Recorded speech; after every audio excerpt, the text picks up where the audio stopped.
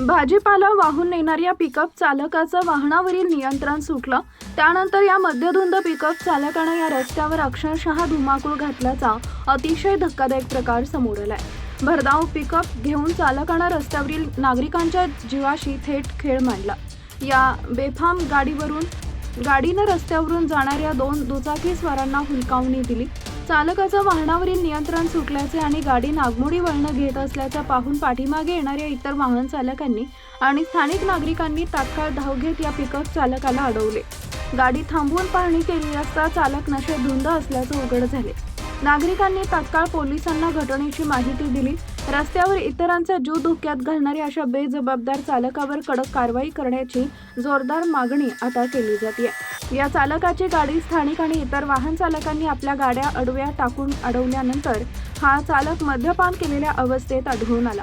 लोक त्याला जाब विचारत असताना तो मात्र फोनवरून कोणाशी तरी बोलत होता। संतापलेल्या लोकांनी इतरांचा जीव धोक्यात टाकणाऱ्या या चालकाला चोप देण्यास सुरुवात केली।